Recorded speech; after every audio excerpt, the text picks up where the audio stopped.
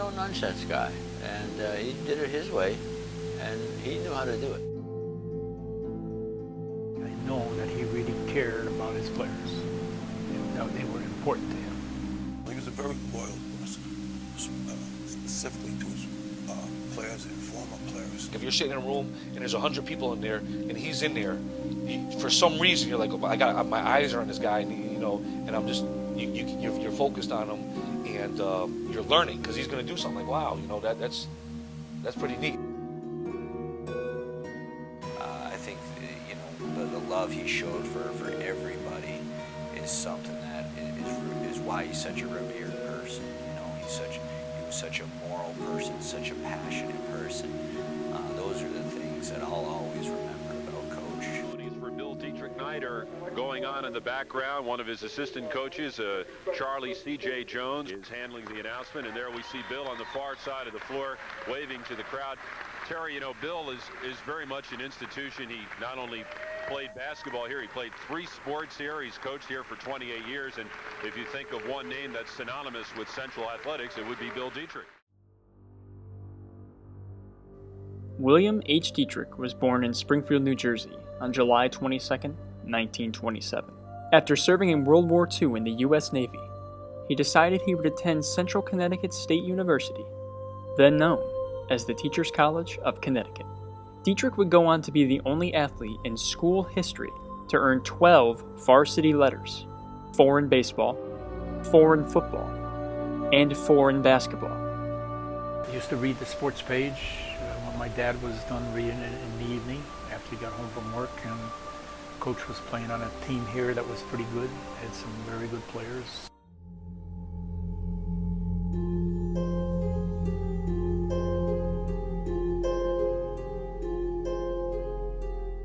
He was an incredible athlete. He was focused. Competitiveness in his style made him more successful because of his drive to succeed. Detrick's competitive spirit and skill for the game anchored his teammates to a 4-year record of 70-18, including a 17-2 mark as a freshman, before losing to the eventual national champion Holy Cross, led by NBA Hall of Famer Bob Cousy. Detrick's natural skill would go well beyond the basketball court. He was a tenacious competitor, where whatever he played, golf, tennis, bowling, certainly basketball as a player, basketball as a coach, he took losing very hard. Bill was an amazing individual, and I found this out during the years. We played a lot of golf together, tennis. Whatever the sport was, he could excel at it. And if you invented a sport no one had ever seen before, within a matter of days, he would have it mastered. After graduating from CCSU in 1950, Detrick would get his master's and begin coaching at the high school level. He coached at Middletown and Litchfield High School until 1954, when he came back to CCSU as a professor. He loved teaching, and he lived probably a car ride of 3 minutes from the school, and he just felt comfortable in New Britain. I mean, everyone knew him. He had such drive, and he had such high expectations for himself and his student athletes, but such belief in them too, and he pushed them hard. Detrick would go on to coach tennis, football, and basketball beginning in 1955. In 4 seasons as the tennis coach, he lost just 2 matches and had 2 undefeated seasons. But in 1959, when Detrick replaced legendary coach and athletic director Bill Moore as the new men's basketball coach, he began a run that would submit his name among the most famous in all of college basketball.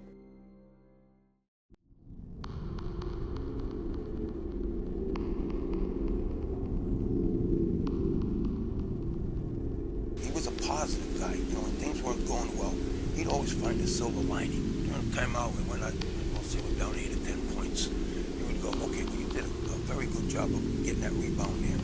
You got to get more rebounds and make sure you take a charge. But all of that in a positive way. He'd have this calm, collective, all right, if you don't want to do it that way, this is what happens. But then he could turn. And I think when he did turn, it became so much more important because he didn't do it all the time. So it's like when you heard it turn, it was like, whoa. Like, no, we gotta get this right now.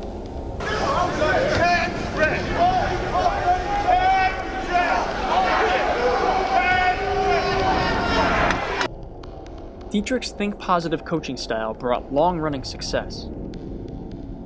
In his first 6 seasons as the head coach, Detrick led the Blue Devils to a 112-26 record and 5 NAIA national tournament appearances. We represented District 32, and we always won District 32. And then we would go to Kansas City for the national championships. He was very good at putting the right people in the right place to score offensively. Any opportunity they could get, he would push the ball. Because what's better than an easy basket? He knew how to get the ball offensively into the hands of the scorers. I think his goal for each game was to score 100 points.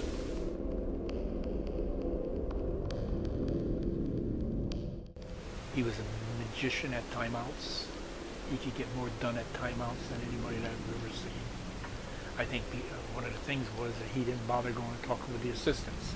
If he was going to talk with you, he was going to talk about before the timeout came, and then he'd know what he was going to do.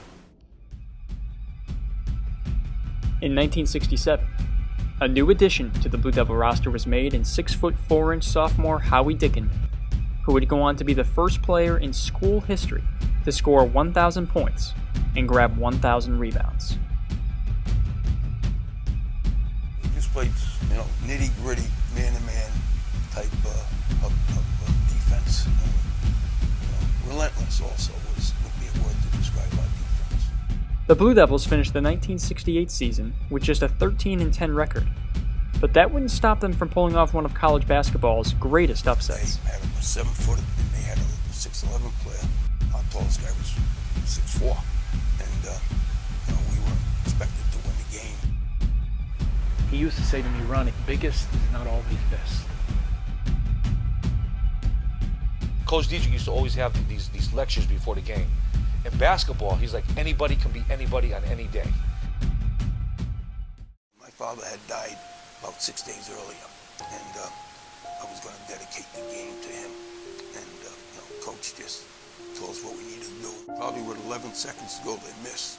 Offensive rebound, miss. Offensive rebound, miss. It was 4 tips that all could have gone in the basket. The horn couldn't go off quick enough, The victory carried momentum into Dickinman's senior year, and for the 9th time in 10 years, Detrick's Blue Devils made the NCAA District 1 tournament.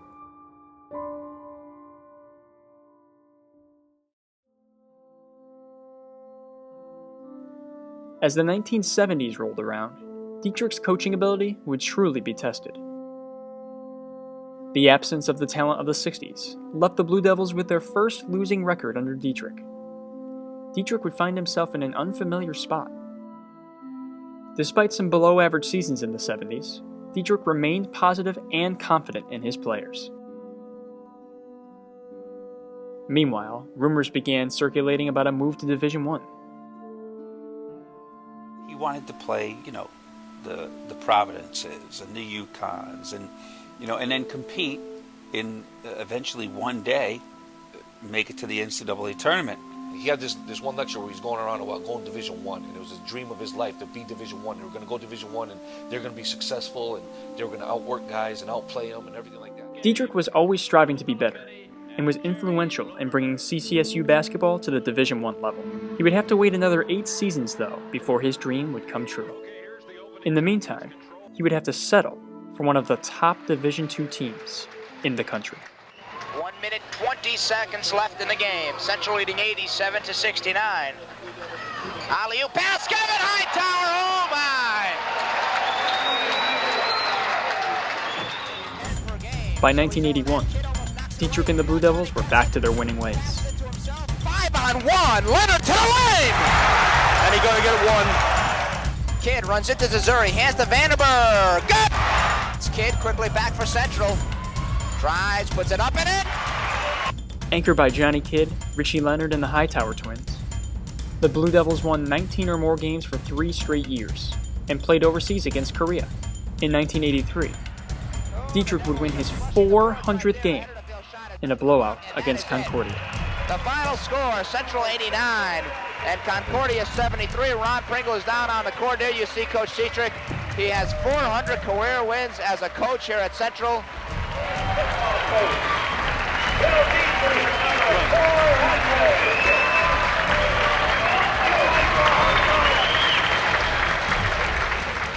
The Blue Devil tradition continued through the mid-80s, never backing down from a challenge. So when the University of Bridgeport walked into Kaiser Hall on February 6, 1985, they would be no different. There was just one thing standing in their way. A 7-foot, 7-inch center from the Sudan, Manute Bol.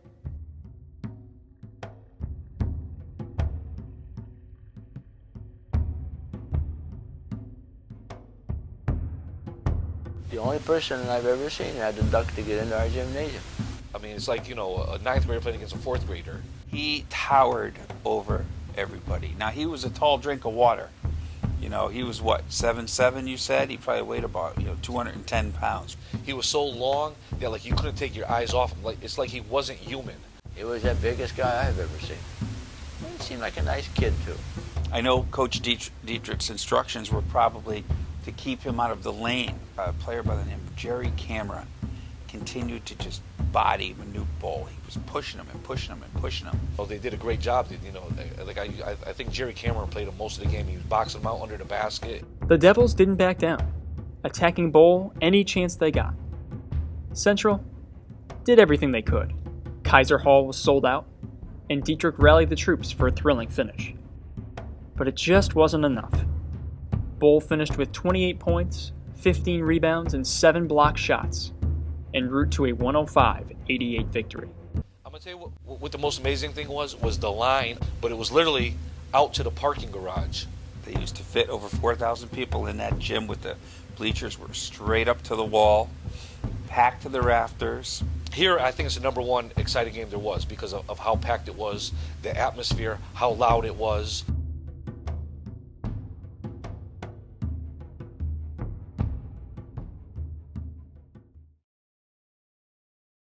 By 1987, Detrick was not only entering his 28th season as head coach, but he was also appointed to interim athletic director.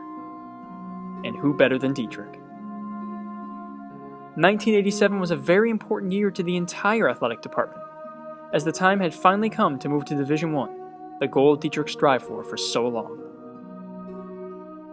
There were a lot of people that said that we were stupid and crazy and all sorts of things. But as it turned out, I think it's worked out pretty well.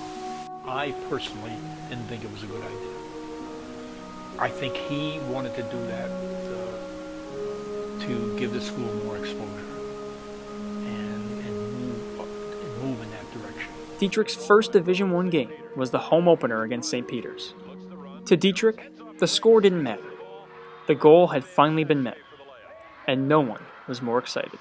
Coach Bill Detrick. Bill, you've been here for 28 years. It's the first night of Division I basketball. You have to feel like a proud father. This is really a great night for the Central Connecticut State University family, Bob, and we're really happy to have Channel 8 here to join with us and record this great night. You look at your schedule. After 29 seasons as head coach of the Blue Devils. Now, Detrick said that tests yesterday, medical tests, showed that he has a heart problem at peak stress. It's very difficult to believe because I can't believe you could go that fast, because I had about a month where I just couldn't recover. For nearly 30 seasons, Detrick was the leader of men's basketball. It was a tough end for Detrick, but he wasn't done coaching just yet. A few stints at the high school level, followed by a year at Coast Guard, showed people that he just couldn't let go of the passion he had for the game. In 1991, CCSU honored Detrick with the naming of the gymnasium he made so famous. I would always say, and here we are, live at the William H. Detrick Gymnasium. Detrick also became the head men's golf coach at Trinity College. Even at age 64, Detrick refused to let go of his passion for coaching. I think the transition from basketball to golf is a little bit different. I think it was very important for him to have a place to go every day. I think he took on the Trinity golf job as a way to kind of, stoke that competitive fire still. He coached at Trinity for 23 seasons, where he developed the golf team into one of the most successful Division III programs in all of New England. For us, he had a group of guys that would do anything for him. We'd show up early, we'd leave late. That was kind of his hard work, his focus on us before anything else was won. I think whether it was 1962 in Central or 2010 at Trinity, he wanted his guys to do as best they could, be gentlemen, be polite to the people around them, and be respected by everybody they came into contact with. Those things were unwavering for him. Hi, my name is Bill Detrick. I coach Trinity College Golf. The last 2 years, our Trinity golf team has been academic All-American team. They also participated in Division III championship. Our goal is for all our students to be good student athletes and golfers. In 2013, after retiring from Trinity, Detrick would be brought back to Central as a special assistant to athletic director Paul Schlickman. If you really want to know how to grow a place in the future, you got to know its history. And I felt like he could be a great asset to me to learn Central's history, and he was.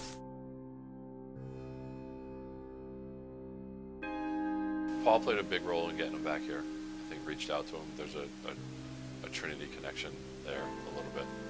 And I got the sense from my early conversations on with him that maybe there was a sense of that he didn't quite leave the way he wanted to. He didn't leave here on the best of terms as the basketball coach, and was not necessarily happy or wanted to go, but he did. He did it on his own terms at the time. Well, when he retired here at Central as the basketball coach, it wasn't under the best circumstances. He had wanted to be named athletic director, was disappointed not to be. There was a transition, and they were making that move to Division I, and I think they were looking for somebody who had some Division I experience to be the AD, and he wasn't happy with the decision, and that played a role in him eventually leaving. It was him saying, "To hell with you." Detrick's strain with Central was not made public, and not long after, he regretted that it ever even happened. He felt like he acted too quickly on it. He came to regret over the years that he left too quickly. Returning to Central was a chance for Detrick to end his career the right way, and he did just that. In his year and a half back at CCSU, there's no telling how many people he impacted. He was one of the guys that got all of this rolling, so for him to be able to come back and kind of tie everything together towards the end of his life, I think was great. He just wanted to talk and share his experiences and share knowledge with the kids, and the kids were so happy about that. I don't think he ever left this place, but he was eventually able to come back and work here and be with us for the last couple of years.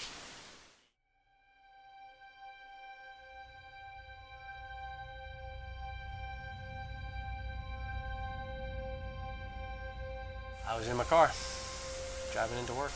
My phone rang, and I got the call, and it was the last thing I expected to hear. I was here. I was in the office, and I got a voicemail from Joe Arnone.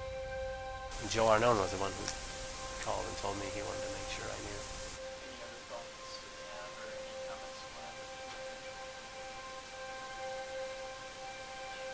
I don't think so. Except that I miss him. Like, it's kind of funny how some things take you. Like, at first I was like, who? Like, because I couldn't believe it, Coach D, and I was like, what? I was like, and then I swear for about 10 minutes, I was like, this is a joke. This is not. I was like, are you serious? I mean, are you? I coached 2 sports, and it was the one time I wish I felt that I did the balance of coaching 2 sports a disservice, because I was away coaching hockey where I really needed to just be the golf coach that day. Like I say, he played golf. He looked fine when he left the course. But you never know. Emotional time. Yeah, I'd seen him